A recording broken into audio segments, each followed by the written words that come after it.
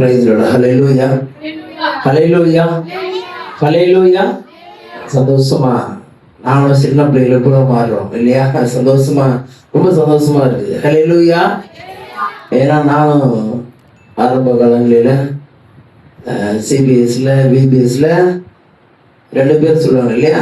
2 பேரும் சொல்லுவாங்க. Children Bible ஸ்கூல்னு சொல்லுவாங்க, விடுமுறை வேதாம பிள்ளைன்னு சொல்லுவாங்க, பைபிள் ஸ்கூல்னு சொல்லுவாங்க. நானும் ஆரம்ப காலங்களில் டீச்சராக இருந்திருக்கிறேன், டைரக்டராக இருந்திருக்கிறேன். சபைகளில் சின்னவங்களோட கூட டான்ஸு இதெல்லாம் வந்து அவங்களுக்கு கற்றுக் கொடுத்துருக்குறேன். அதனால அந்த பிள்ளைகளோடு சேர்ந்து அவங்க நம்ம பிபியெல்லாம் இறங்கி போயிடும், சுகர்லாம் இறங்கி போயிடும் இல்லையா? நம்ம பிறகு எப்பேற்பட்ட கஷ்டமாக இருந்தாலும் அந்த பிள்ளைகளோடு கூட சேர்ந்து பழகும்போது அப்பேற்பட்ட ஒரு சந்தோஷத்தை, மகிழ்ச்சியை கருத்தை நமக்கு கொடுத்துருக்குறாரு. அதனால கூட ரொம்ப நேரம் ஐயா சொன்னார், சின்ன பிள்ளைங்களுக்கு ஏற்ற மாதிரி செய்து கொடுக்கையான்னு. நான் ஒரு விஷயத்த சொல்கிறேன், கவனிப்பாங்களா ஐயா? கவனிப்பாங்களா? சொல்லுங்கம்மா, யாரும் கவனிப்பாங்களா? நீங்கள் கவனிப்பீங்களா? இந்த கல்யாணத்தில் மாப்பிள்ளைக்கு பொண்ணுக்கு தான் செய்தியே. ஆனால் எந்த மாப்பிள்ளை பொண்ணாவது இன்னைக்கு கூப்பிட்டு கேளுங்க, செய்தி என்னம்மா நடந்துச்சு, செய்தி என்ன சொன்னாங்க, ஊழியர் என்ன சொன்னாங்கன்னா தெரியவே தெரியாது, கவனிச்சுக்கவே மாட்டாங்க. அதே போல் சின்ன பிள்ளைங்களை வந்து நான் கொடுமைப்படுத்த விரும்பல. நான் வந்து அதிகமாக செய்தி ஒரு 1/4 மணி நேரத்துக்குள்ள நான் செய்தியை முடிச்சிடுறேன், கவலைப்படாதீங்க. அதுக்கப்புறம் உங்கள் நிகழ்ச்சியை நான் உட்காந்து நல்லா பார்க்க போகிறேன். கர்த்தர் ஒரு சில ஆலோசனைகளை நமக்கு கொடுக்குறாரு, உங்களுக்கு மாத்திரமல்ல. முதலாவது ஆண்டவர் உங்கள் மூலியமா எங்களுக்கு கற்றுக் கொடுக்கிறாரு. ஹல்லேலூயா, ஹல்லேலூயா. இதனால செய்தி வந்து சின்ன பிள்ளைங்களுக்கு இல்லை, அவங்களை பெற்றெடுத்த பெற்றோர்களை நமக்கு ஆண்டவர் செய்தியை கொடுக்கிறாரு. ஹல்லேலூயா. இதனால தேவ செய்தியுடைய தலைப்பு கர்த்தரின் சுதந்திரம். ஹல்லேலூயா. என்ன தலைப்புங்க? கர்த்தரின் சுதந்திரம். சரி, ஒரு நிமிஷம் மக்களையும் கூடி அவருடைய சமூகத்திற்குள்ளாக ஜெபித்து நாம் கடந்து செல்லலாம். நான் பேசுறது அவர் நம்ம இல்லை. எங்களை அதிகமாக நேசிக்கிறத அன்பின் பரலோக பிதாவே, ஆண்டவரே, நம்முடைய ஆண்டவரே சபா, இந்த மாலை வேளையில ஆண்டவரே சிறு பிள்ளைகள் மத்தியில் ஆண்டவரே எங்களோடு கூட பெருங்கள் முதற்கொண்ட அனைவரோடு கூட நீங்கள் எங்களோடு கூட பேசும்படியா சுபிக்கிறோம். ஆண்டவரே, ஒரு முத்துக்களை போல ஆண்டவரே எங்களுக்கு பதியக்கூடிய வார்த்தைகளை கர்த்தர் ஆண்டவரே எங்களுக்கு பலத்திலிருந்து நீங்க தாங்க. இந்த நாளில் பிரயோஜனமான வார்த்தைகளை எங்களுக்கு மத்தியில் நீங்க பேசும்படியா சுபிக்கிறோம். இயேசுவின் நல்ல நாமத்தில் பிதாவே, ஆமென். இந்த நாளில் தேவ செய்தியின் தலைப்பு கர்த்தரின் சுதந்திரம். வாசிக்கலாம் அந்த வார்த்தை, தலைப்புக்குரிய வார்த்தை 127 3வது வசனம். சொல்லுங்க. 127வது சங்கீதம் 3வது வசனம்.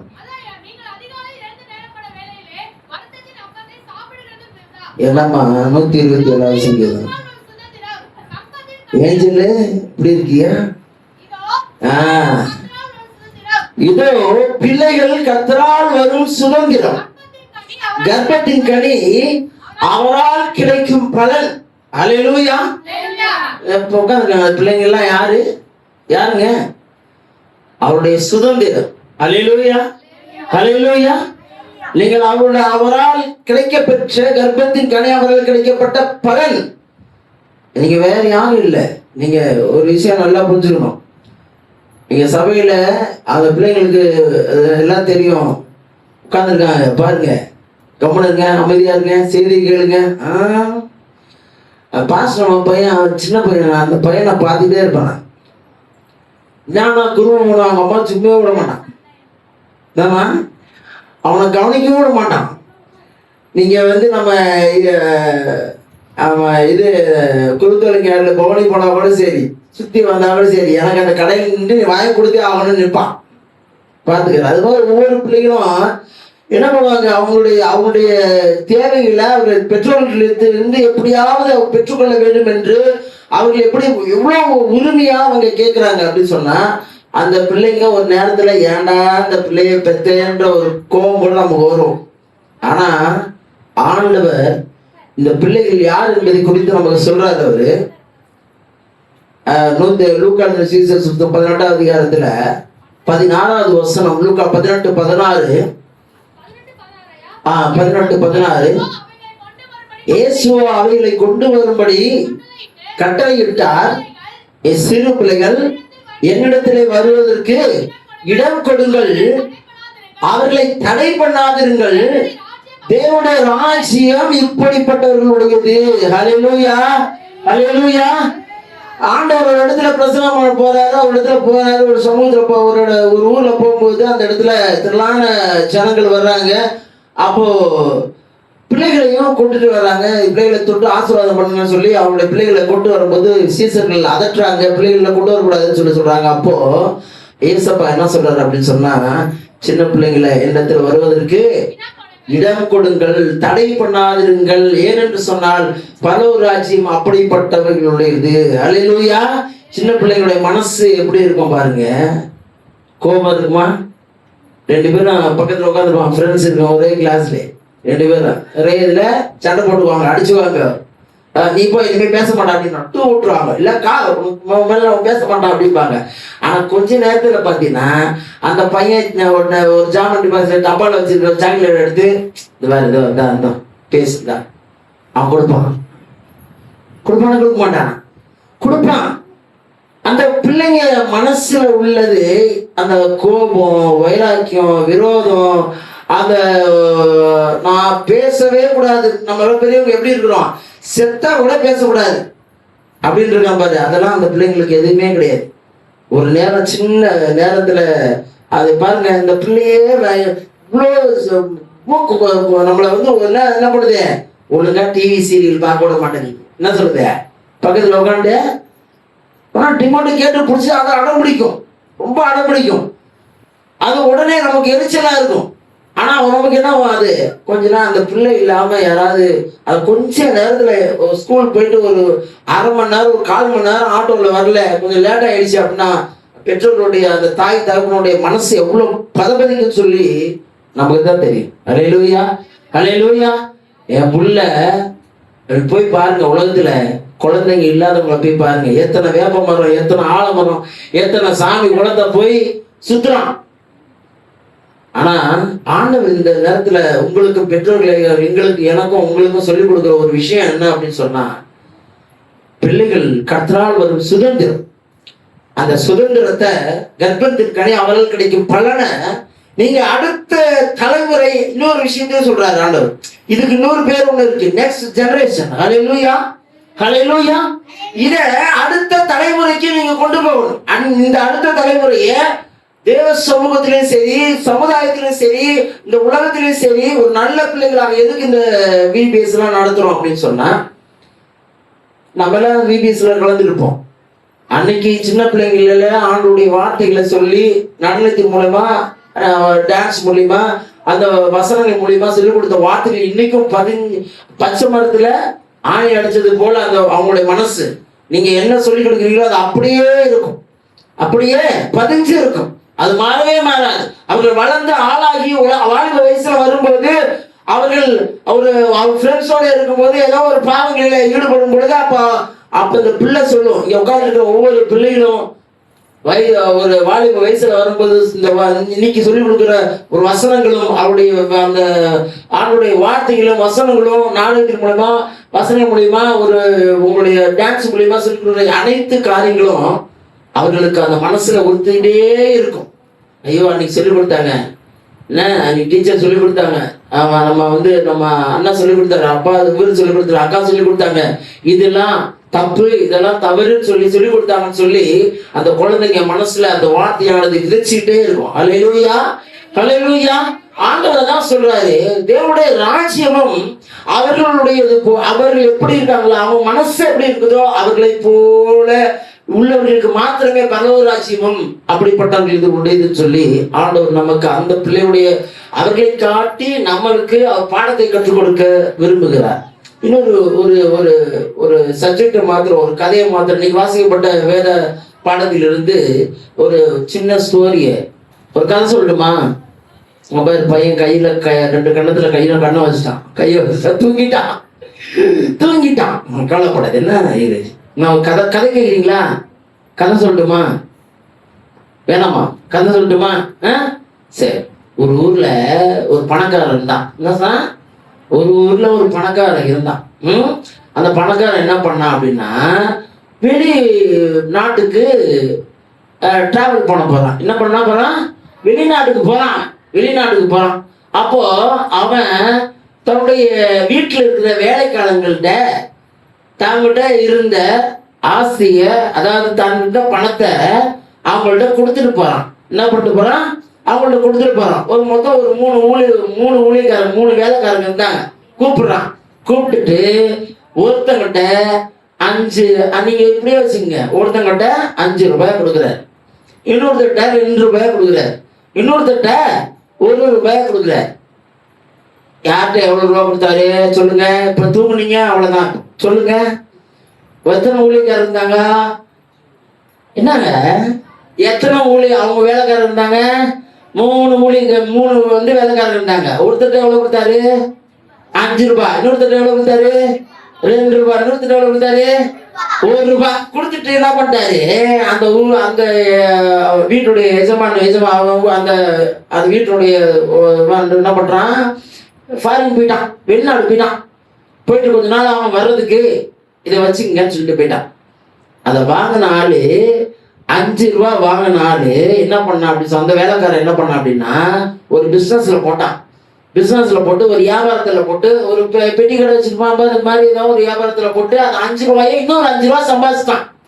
2 ரூபாய் வாங்கினான் பாரு. அவன் என்ன பண்ணா, அந்த இன்னும் இதே மாதிரி ஏதோ ஒரு தொழில போட்டு வியாபாரம் பண்ணி வேலை செஞ்சு அதை என்ன பண்ணா, இன்னொரு 2 ரூபாய் சம்பாதிச்சிட்டான். இன்னொரு ஒரு ஆள் இருக்கான் பாரு, அந்த 1 ரூபாய் கொடுத்தான் பாரு. அவன் என்ன பண்ணான் தெரியுமா? ஐயோயோ, இந்த ஆளு படுவுக்கு வச்சேன், இவங்கள்ட்ட இருந்து இவன் வந்தானா திருப்பி அதே ரூபாய் கேட்பான் அப்படின்னு சொல்லிட்டு என்ன பண்ணா, அந்த வீட்லயே குழிய மண்ணை நோண்டி அந்த 1 ரூபாயை தூக்கி உள்ள போட்டு மூடி வச்சுட்டான். அவன் ஓனர் வந்த உடனே நாம எடுத்து கொடுத்துடலாம்னு சொல்லி என்ன பண்ணிட்டான், மூடி வச்சுட்டான். கொஞ்ச நாள் கழிச்சு அந்த ஓனர் வந்துட்டார், இந்தியாவுக்கு வந்துட்டார். என்ன பண்ணாரு? வந்துட்டாரு ஓனர் வந்து 3 வேலையாட்களையும் கூப்பிட்டுட்டு, ஏய் வாங்கடாங்க, லைனா நில்லுங்கடா வந்து அப்படின்னு சொன்னான். உங்களுக்கு கொடுத்த உங்கள்கிட்ட முதல்ல ஒரு 5 ரூபா கொடுத்தவங்களை கூப்பிடுறான். எங்க உனக்கு 5 ரூபா கொடுத்தவன், அதை கூட எவ்வளோ எடுக்கண்டா அப்படின்னு சொல்லும்போது, அந்த 5 ரூபா கொடுத்தவன் இன்னொரு 5 ரூபாயை சேர்த்து தன்னுடைய எஜமான்கிட்ட, ஓனர்கிட்ட 10 ரூபாயா கொடுத்தான். அப்போ அந்த ஓனர் சந்தோஷப்பட மாட்டாரா? இப்போ நீங்க டான்ஸ் ஆடுறீங்க, நாடகம் நடிக்கிறீங்க, வசனம் சொல்றீங்க, நல்லா பண்ணீங்க, சூப்பரா டான்ஸ் ஆடுறீங்க, சூப்பரா வசனம் சொல்றீங்க, சூப்பரா ஸ்கிரிப்ட்ல வந்து நல்லா நடிக்கிறீங்கன்னா, உங்க பெத்தவங்க அவங்க உட்காந்து பாக்குறாங்க, சொல்லி கொடுத்தவங்க டீச்சர் இருக்காங்க அப்படின்னு சொன்னா உங்களை அப்ரிஷியேட் பண்ணுவாங்களா, பண்ண மாட்டாங்களா? வெரி குட், சூப்பர் சொல்லுவாங்களா, சொல்ல மாட்டாங்களா? அப்ப வந்துச்சு, தூங்கலாமே. கரெக்ட். அப்ப இதே மாதிரி அந்த ஓனர் 5 ரூபாய் கொடுத்ததுக்கு அந்த வேலைக்காரர் 10 ரூபாய் கொடுக்கும் போது, டேய் நீ ஏன்டா 10 ரூபாய் கொடுத்த, உனக்கு 5 ரூபாய் தான் கொடுத்தேன், நீ ஏன் 5 ரூபாய் இன்னும் எக்ஸ்ட்ரா கொடுத்தேன்னு சொல்லுவாரா? பாராட்ட மாட்டாரா? Super, very good. அப்போ என்னுடைய ஆசீர்வாதம்லாம் உனக்கு இருக்கு, வெரி குட், உன்னை நான் வந்து பாராட்டுறேன்னு சொல்லி பாராட்டுறேன். இன்னொரு ஆளை கூப்பிடுறாரு. எவ்வளவு கொடுத்தாரு? பாருங்க, சூப்பர், 2 ரூபாய் கொடுத்தாரு. அந்த 2 ரூபாய் கூப்பிட்டாரு. கூப்பிட்ட உடனே அவனும் என்ன பண்றான், எவ்வளவு வச்சிருக்கான்? 2 ரூபாயோட 2 ரூபாய் சம்பாதிச்சான்ல, 4 ரூபாய் கொடுக்குறான் ஓனர்கிட்ட. 4 ரூபாய் கொடுக்குறான். அப்ப 4 ரூபாய் கொடுக்கும் போது அந்த ஓனர் வந்து அந்த 5 ரூபாய் கொடுத்தா 5 ரூபாய் 10 ரூபாய் கொடுத்தா பாரு அவங்கள்ட்டையும், இவனும் 2 ரூபாய்க்கு 2 ரூபாய் கொடுத்தான்ல, அதனால அவங்களையும் பாராட்டி அவங்களுக்கும் ஆசீர்வாதம் கொடுக்குறாரு. அந்த 1 ரூபாய் கொடுத்தால கூப்பிடுறாரு. 3வது, வாடா இங்க, நீ எவ்வளோடா, உனக்கு 1 ரூபாய் கொடுத்துனேன், நீ எவ்வளவு வந்து இன்க்ரீஸ் பண்ணிருக்கியா, என்ன பண்ற அப்படின்னு சொல்லி. இப்போ நீங்க காலாண்டு தேர்வு, அரையாண்டு தேர்வு, முன்னாண்டு தேர்வு இல்லையா, குவார்டர்லி, ஆஃப் இயர்லி, ஆனுவல், இதெல்லாம் அதெல்லாம் லீவ் விட்டு நாங்க கம்முன்னு வந்து டான்ஸ் ஆட வந்துக்கிறோம், இங்க வேற இம்சை பண்றேன் அப்படின்றியா? இப்போ குவார்டர்லியில் மார்க் எடுக்கிறீங்க, அண்ணா கம்மியா எடுக்கிறீங்க, 50 எடுக்கிறீங்க, ஆஃபர்லியில் 80 எடுக்கிறீங்க, ஆனுவல்ல 100 எடுக்கிறீங்க, அப்படின்னா போகணும். அப்படி போகணுமா? இல்ல குவார்டர்லியில் 50 எடுத்துட்டு ஆஃபர்லியில் 40 எடுத்து ஆனுவல்ல ஃபெயிலா போகணுமா? அப்படி இருக்க கூடாது. என்ன வெரி குட், நல்ல பிள்ளைங்க நீங்க. என்ன அப்போ அந்த வேலைக்காரன் 1 ரூபாய் வாங்கின வேலைக்காரன் என்ன பண்ணா, மண்ணில் போட்டு புதைச்சு வச்சுட்டான்ல. உடனே அவங்க கூப்பிடுறான், ஓனர் கூப்பிட்டாங்க, நீ எடுத்துவாங்க, நான் கொடுத்த காசு எடுத்துட்டோன்னே போனோடனே அவன் தான் மண்ணில் போட்டு மூடி வச்ச அந்த ₹1 எடுத்துட்டு வந்து அப்படியே கொடுக்குறான், அந்த நீ கொடுத்த ₹1 அப்படின்னு சொல்லி கொடுக்குறான். அதுக்கு அவன் சொல்ற காரணம், இதுல ஒரு மிகப்பெரிய ஒரு சப்ஜெக்ட் ஒண்ணு இருக்கு. பெற்றோர்களாகி நமக்கு தாளந்து, இது இது வேற ஒரு சப்ஜெக்ட், மிகப்பெரிய ஒரு 1 ஹவருக்கு மேல இந்த சப்ஜெக்ட் வந்து ஒரு ஆழமான ஒரு சத்தியம். இன்னைக்கு பிள்ளைகள் மூலியமா ஆண்டவர் நமக்கு ஒரு 5 நிமிஷத்துல சொல்லி கொடுக்குற ஒரே ஒரு காரியம், தயவு செய்து உங்க பிள்ளைங்கள்ட்ட என்ன திறமை இருக்குன்னு சொல்லி நீங்க புரிஞ்சு அதை அந்த திறமைகளை வெளியில கொண்டு வாங்க. அது தாளந்து என்பது திறமை என்று ஒரு பொருள்படும். வேத ஆராய்ச்சிகள் சொல்றாங்க, அது கிரேக்கத்திலிருந்து அவர்கள் அந்த நாட்டில் பயன்படுத்தப்பட்ட ஒரு பொருளுடைய அளவு என்பதை குறித்து அவர்கள் பயன்படுத்துறாங்க. அது வேற சப்ஜெக்ட். ஆனா ஆண்டவர் இந்த வார்த்தைகள் மூலமாக இதிலிருந்து நமக்கு என்ன கற்றுக் கொடுக்குறான்னு சொன்னா, ஒரு விஷயத்தை எல்லாம் புரிஞ்சுங்க. ஆண்டவர் கர்த்தருடைய சுதந்திரத்தை, குழந்தைகளை, உங்களுக்கு கர்ப்பத்தின் கனியை உங்களுக்கு கையில கொடுத்துருக்காரு. அந்த குழந்தைங்களை அவங்களுக்குள்ள நீங்க வளர்த்து வரீங்க. உங்க வீட்டுல அவங்க ஒரு ஒரு படிக்கிறதா இருக்கட்டும், ஒரு விளையாட்டா இருக்கட்டும், ஒரு பாடல் பாடுறதா இருக்கட்டும், இல்ல டிராமாவா இருக்கட்டும், ஒரு ஸ்போர்ட்ஸ் ஆகட்டும், எதுவா இருந்தாலும் அந்த பிள்ளைங்களுடைய திறமைகளை கண்டுபிடிக்க வேண்டியது முதலாவது நீங்க. அல்லேலூயா. நீங்களும் நானும் தான், பெற்றோர்கள் தான் அந்த பிள்ளைகளுடைய திறமையை கண்டுபிடிச்சா, எனக்கு ஸ்போர்ட்ஸ் நல்லா வரும், அதெல்லாம் தேவையில்லை, நீ டாக்டர் தான் ஆகணும், இன்ஜினியர் தான் ஆகணும், அப்படியே போட்டு திணிக்க கூடாது பிள்ளைகளை. அது பாருங்க, அந்த 25வது அதிகாரத்துல ஒரு விஷயத்த அவன் சொல்றான். அந்த ஒரு தாளந்து வாங்கி மண்ணுல போட்டு புதைச்சவன் அவன் எஜமானு கேட்கும் போது அவன் சொல்றான், 24வது வசனத்துல, ஒரு தாளந்து வாங்கினவன் வந்து, ஆண்டவரே, நீ விதைக்காத இடத்துல அறுக்கிறவரும் தெளிக்காத இடத்துல சேர்க்கிறவருமாய் கடினம் உள்ள மனுஷன் என்று அறிவேன். ஆகையால் நான் பயந்து போய் உமது தாளந்தை நிலத்திலே புதைத்து வைத்தேன், இதோ உங்களுடையதை வாங்கிக் கொள்ளும் என்று சொன்னான். அதாவது நோ மோர் எக்ஸ்பிளனேஷன். நீங்க எக்ஸ்பிளனேஷன் கொடுக்க தேவையில்லை. உங்க பிள்ளைங்க நல்லா வளரணும் அப்படின்னு சொன்னா ஒரு டேலண்டா இருக்கணும். பார்த்து இப்ப பாருங்க, நீட்லயும் சரி, மற்ற எல்லாத்துலயும் சரி, ஸ்போர்ட்ஸ்லயும் சரி, எல்லா இடத்துலயும் ஒரு ஒரு ஒரு பிள்ளை நல்ல சிறப்பா வருது அப்படின்னு சொன்னா, டேலண்டா வருது அப்படின்னு சொன்னா, உலகம் பார்த்து வியக்கிற விதமா வருது அப்படின்னு சொன்னா, அந்த பிள்ளைகளுடைய ஆரம்ப காலகட்டத்துல அவங்களுக்குள்ள திறமைகளை நீங்க வெளியில கொண்டு வாங்க. அப்படி அவங்க பெற்றோர்களாக நீங்களும் நானும் வெளியில கொண்டு வர முடியல அப்படின்னு சொன்னா, அவங்க ஸ்கூலுக்கு அனுப்புறோம், ஸ்கூலுக்கு அனுப்பும் போது டீச்சர் அங்கிருந்து வெளியில கொண்டு வராங்க. ஹல்லேலூயா, ஹல்லேலூயா. டீச்சர் கொண்டு வராங்க. எப்ப அவங்க பெற்றோர்களுக்கு கூப்பிட்டு, உங்க பிள்ளைக்கு இவ்வளவு திறமை இருக்கு, இப்படி திறமை இருக்கு, நல்லா பாடுறான், நல்லா மிமிக்ரி பண்றான், நல்லா டான்ஸ் ஆடுறான், நல்லா ஸ்போர்ட்ஸ்ல இருக்கான்னு சொல்லும் போது, நிறைய பெற்றோர்கள் நம்ம செய்யற தப்பு என்னன்னு சொன்னா, இல்ல ஸ்போர்ட்ஸ்லாம் இருந்தாலும் காவலி பேச ஆயிடுவான், விளையாட ஒழுங்கா படிக்க மாட்டான், டிராமா மிமிக்ரி எல்லாம் இருந்தா அவன் சினிமாவுக்கு போயிடுவான், அது வேலைக்கு ஆகாது. அது என்ன பண்ண, அப்படியே போட்டு அமைக்கி என் பிள்ளை என்ஜினியர் ஆகணும், டாக்டர் ஆகணும், IAS ஆகணும், IPS ஆகணும் இப்படின்னு சொல்லி அந்த பிள்ளைகளுடைய தாளந்துகளை, டேலண்டுகளை அமைக்கி போட்டு மண்ணுல போட்டு, அந்த ₹1 வாங்கினவன் எப்படி போய் அவன் மண்ணுல போட்டு புதைச்சானோ, அதை போல நாமளும் நம்முடைய பிள்ளைகளுடைய தாளந்துகளை மண்ணுல போட்டு புதைக்க கூடாது என்பதை குறித்து இந்த நாள்ல கர்த்தர் உங்களுக்கும் எனக்கும் ஒரு தெளிவான ஒரு சத்தியத்தை கொடுக்கிறார். ஹல்லேலூயா, ஹல்லேலூயா. சின்ன பிள்ளைங்களும் உங்களுக்கு என்ன, உங்களுக்கு எதுல ஆசையா இருக்கோ, எதுல டேலண்டா இருக்கோ, அதை நீங்க உங்க பெற்றோர்களிடத்துல சொல்லுங்க, உங்களுடைய ஆசிரியர்களிடத்துல சொல்லுங்க, இல்லையா? அது நீங்க உங்களுடைய ஃபியூச்சரை எப்படி கொண்டு வரணும்னு சொல்லிட்டு அவங்களுக்கு பெற்றோர்கள் கீழ்ப்படிஞ்சு. இன்னொரு விஷயமா இருக்கு, தயவு செய்து பெற்றோர்களுக்கு என்ன பண்ணணும், பெற்றோர்களுக்கும் ஆசிரியர்களுக்கு கீழ்ப்படிங்களா, பண்ண மாட்டோமா?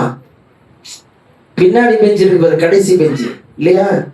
கடைசி பெஞ்சு எல்லா ஸ்கூல்லையும் என்ன பண்ணுவாங்க, டீச்சர்லாம் கிண்டல் பண்ணிட்டு இருப்பாங்க. அது மாதிரி இருக்கக்கூடாது. என்ன அது மாதிரி இருக்கக்கூடாது. என்ன நம்மளாம் நல்ல பிள்ளைங்க, ஆண்டுடைய பிள்ளைங்க. அதனால கர்த்தருடைய சமூகத்துல நீங்கள் கர்த்தரால் கிடைக்கப்பட்ட சுதந்திரம், அது மாத்திரமல்ல, ஆண்டவர் இந்த சுதந்திரத்தை மண்ணில போட்டு புதைச்சிடாம அவங்களுக்குள்ள டேலண்ட வெளியில கொண்டு வர சொல்லி பெற்றோர்களை உங்களுக்கும் எனக்கும் அவர் அறிவுரை சொல்றாரு. இந்த நேரத்துல கர்த்தர் கொடுத்த அந்த சுதந்திரத்துக்காக கர்த்தரை நன்றி சொல்ற.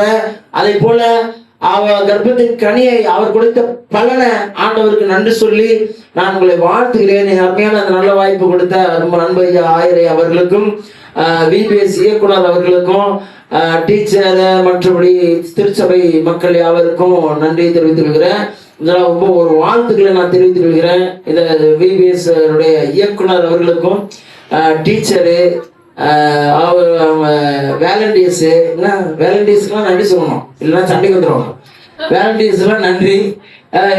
பிள்ளைங்க நல்லா பார்த்துட்டீங்க. அதுமாதிரி நம்ம ஐயா சொல்லிட்டு இருக்கும்போது சரி நம்ம கொஞ்சம் பேர் தான் இருக்கோம் எல்லாம் ரொம்ப நிறைவாக ஒவ்வொரு நாளும் நல்ல பிள்ளைகளுக்கு இந்த தேவையான அனைத்து இந்த தின்பண்டங்களும் வாங்கி கொடுத்துருக்கீங்க, டிஃபன் கொடுத்துருக்கீங்க, அதெல்லாம் கேள்விப்பட்டிருக்கோம். ரொம்ப சந்தோஷமா இருக்கு. நிச்சயமாக வருகிற அடுத்த வருடத்துல நமக்கு ஆண்டவர் கொடுக்குறதான புதிய சபையில நிறைய அநேக 100 பிள்ளைகளுக்கு மேலாக அந்த பிள்ளைகளோடு கூட நம்ம ஆண்டவரை மயப்படுத்துவோம். கர்த்தர் உங்களை ஆசீர்வதிப்பார். God bless you. Thank you for all.